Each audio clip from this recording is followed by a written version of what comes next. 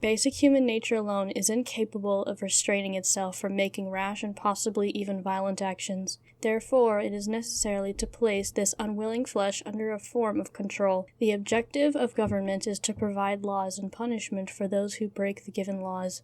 This, in theory, keeps the soul of absolute individualism in check. It provides consequences for those otherwise unaffected by the judgment of the people they had wronged, who are incapable of acting against said individual. Of course, like all man-made structures, these systems of government are easily overturned by their own flaws and imperfections.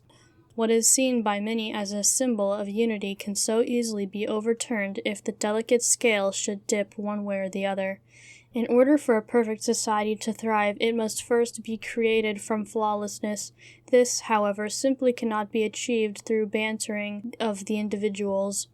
In order for a perfect governing system to thrive, it must first be given devoted minds, hearts, and souls of its subjects. It is said that the idealistic individualism of humanity rests heavily upon being in a safe environment where their life is threatened as little as possible. However, it has been proven time and time again that humankind, placed within endless comfort and protective boundaries, having to fear nothing, will soon grow restless and seek out danger in which said individual can partake in.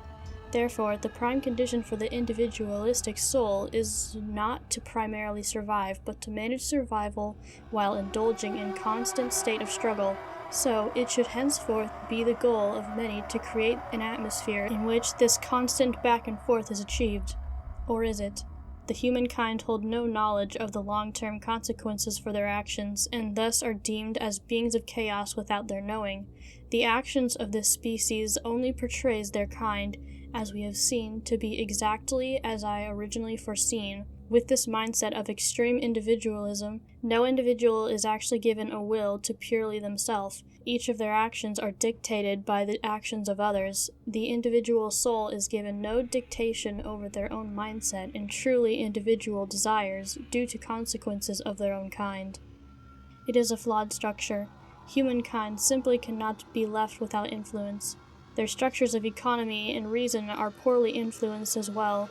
For at their core, a truly individualistic being without proper control is a vessel of chaos. Such chaotic individuals cannot be properly contained by their own kind, as we have seen in these governments in which this species has tried to set up. Only unifies opposing sides who refuse to go about their existence peacefully. Best they be driven apart than to merge into one vessel of terror.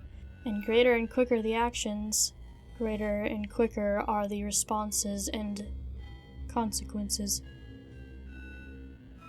Thus, it is beyond imperative that one, such as myself, goes about ways of control subtly, without a flicker of harm in my intentions. One can get much more done if they go about it slowly. A lack of control creates a desire for dreams, and the lack of dreams creates a desire for control. The cycle is endless. Thus, it is the way of the untouched flesh. What, then, does humankind really need? Simple. At the fall of both anarchy and government shall rise a third option, a life in which this crippling individuality is no longer a flaw within society, but a tool used to benefit the lives of themselves. This third option is to provide a society under one mind, under one without flaw. Individuality shall suffer the people no longer, for they will find unity and satisfaction under the mind of one, me.